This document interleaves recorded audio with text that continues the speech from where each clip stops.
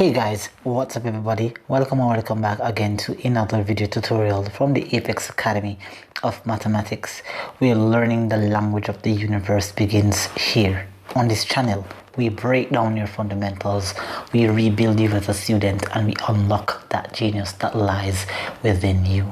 My name is Akin, otherwise known as Apex Selenio, your math guru and trained to becoming the genius that you already are. Alright, now in this video we are going to be talking about the fundamental principle of multiplication and division of integers, and of course this is another fundamental problem that students right across the world do have. So in this video I'm hoping that I can clear this up for you and give you a better understanding and a perhaps an easier technique of how to conquer this fear that you do have. So of course watch this video to its entirety to get the full value for this content. And of course, if you have friends, families, neighbors anywhere, please do share this video, hit the like button below, of course smash the subscribe button and turn on your post notification bell for future videos like this and so much more for CSEC, CAPE and college level students. Alright, so let's jump into the video for conquering this level of math. Alright, so multiplication and division of integers. There are two basic rules that governs integer calculations involving multiplication and division. Now what I want to make sure that I have you understand is that the same rules that goes for multiplication is the same rules that goes for division. So they're two very basic rules. Of course it says here that if you have the same signs then the result will be positive. Alright, so and if you have opposite signs the result will be negative. I've given some examples down here. Okay, so here I have negative multiplied by negative will give you a positive result. And of course you may see situations where you have three different signs: negative times negative times negative. Well, of course this will give you a negative result, so I need to make a correction to that. Alright, so this will give you a negative result. So triple signs negative, double signs, same signs, positive. Let's look at this part down here. Alright, opposite signs give a negative result. So what we have here is a negative multiplied by a positive gives you a negative, and of course a positive multiplied by a negative, I've turned it around, it will still give you a negative result. So this also is another correction, and I need to put here that's a negative sign, and this should also right here be a negative sign. Forgive me for that typing error there. Alright, now here what we have is a positive multiplied by a negative, that will give you a negative, but then that negative now multiplies another positive and still remains as negative. So here we have two opposing signs, then the result is negative. Alright, so please take careful note of that, and remember that when these calculations are being made there has to be a clear indication that there is multiplication taking place. So I need to point at an example here where students often see questions like this and they will make errors such as they will say, hey sir, two negatives will give you a positive.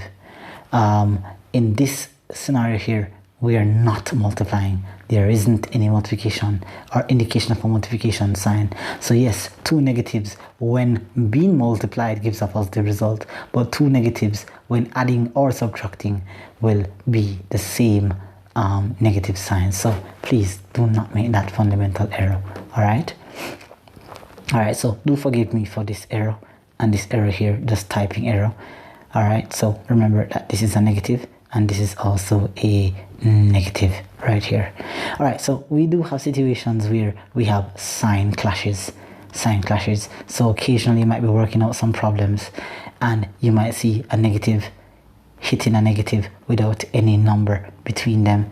That simply indicates that there's a multiplication taking place right here. So this bracket, this parenthesis means multiplication, and also you may see a positive clashing with a negative.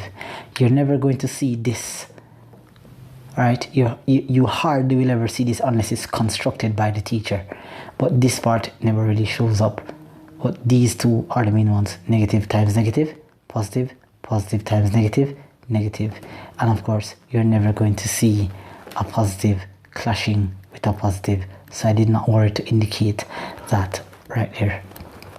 All right, good. So please take note of that. I've also made a note here: remember not to confuse addition and subtraction rules with the rules of that of multiplication and division, as this is a common mistake. Very, very common mistake, guys. I cannot place enough emphasis on the fact that students often make that error, and it's usually the students who do not have an understanding of the difference between adding and subtracting, multiplying and dividing. Okay, so please take note of that. I do have some examples on the next page here for you to demonstrate, so I want to go through these real quickly. All right, now let's take a look at this. So here what we have is we have negative number being multiplied by, clearly apparently here is a positive number, so 3 times 4 is 12, but since it's opposing signs or opposite signs, then the result will be negative. That's kind of self-explanatory for you there. All right, here, over here, we are multiplying, but this time I've turned the number around, so I'll put a positive number at the front and I'll put a negative number at the end, and positive multiplied by a negative gives a negative result. 5 times 2 is 10, negative 10. Okay, all right. Now the same rules that apply for multiplication is the same rules that apply for division. So here what we have is 15 divided by negative 5. Here we have a positive number being divided by a negative number. Then of course the result will still be the same negative result. So 15 divided by 5 is 3, and that's a negative number. Same here, I've placed the negative number at the front and the positive number at the back. Same principle, opposing signs.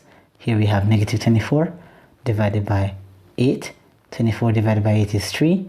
Negative divided by positive is negative. Alright, so hopefully you understand that there is clear indication of multiplication and division.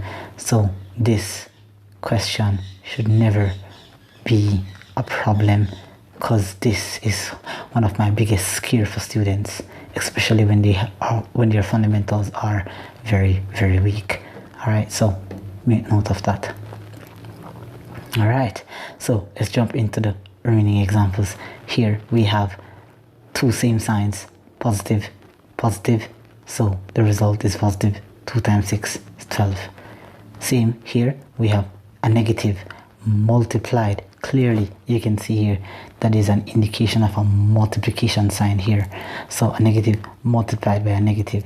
Notice that they look completely different. So if I were to say minus 3 minus 7, that's not the same result.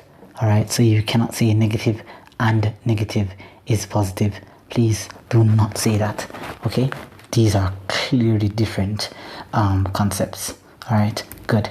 Alright, so hopefully you understand that. So negative times negative is positive. And of course here's another fundamental error of mine. Okay, that should actually be a positive 21. Okay, and here we have 18 divided by 9. This is the division part. So positive divided by positive is equal to a positive. 18 divided by 9 is 2. And over here we have a negative 44 divided by negative 22. Negative divided by negative. Positive 44 divided by 2. Oh, well, 44 divided by 22. Again, this is another fundamental error here. So we want to make a correction to that. So that number there is going to be a positive 2. Right? Good, perfect. Alright, so now that we have that aspect of the problem out of the way, we want to look at examples where signs may clash with no number between them. So here we have two examples to demonstrate to you here. So with these two examples here, what we want to do here is that we want to identify the clashes first. We want to get rid of the clashes, then we can operate using our addition and subtraction of integers principle. I did 2 previous videos. Do check the link in the description below for those videos. All right, I've placed you can see the picture on the screen at the moment for what those look like, addition and subtraction using the O and half technique, or indeed the textbook definition for adding and subtraction of integers. So here we just want to look at the fact that these two signs clash, so you should get a positive result here, and we have another clash here, you should get another positive result, and we have another clash here, but these are two opposing signs, so we're going to get a negative result. Then we can rewrite what we have. So now what we have now is 9. These two clashes becomes a plus 2. That's a plus 8. These two clashes becomes a plus, and we have a 5. These two becomes a minus here, and then we have a minus 6 here. All right, and this is kind of straightforward because this is all plus. So we could say 9 plus 2 is 11. Okay, 11 plus 8 is 19. 19 plus 5, of course we could do it like that, but let us continue with our fundamental principle. All right, so what we want to do here is that we want to work it in pairs of 2. So these two, and these two. Okay, so this is 11, this is positive 13, this is negative 18. 11 plus 13, these two, that's going to give us 24. 24 minus 18, that should give us a result of 6. Okay, and that is how you work that. So you want to get rid of the clashes first, and then of course you know you're going to get your answer correct. Okay, I want to move to this next part here. So we have minus 5, and there's a clash here, so these two clash causes a minus to come here, and these two clash right here becomes a plus 9. Okay, there's no clash further on, plus 15 plus 20. All right, so we're gonna into groups of 2 here. Here I owe 5, I owe 3, so I end up owing 8. On this situation here, I have 9 and I owe 15, so I'm gonna pay what I have. I have 9, so I'm gonna pay the 9, and I'm still going to owe 6, and that's plus 20. Now if I owe 8 and I owe 6, I'm going to owe 14 plus 20, and that should give us an end result of positive 6. Okay, all right, good. So that brings us to the end of this video, where we spoke about multiplication and division of integers.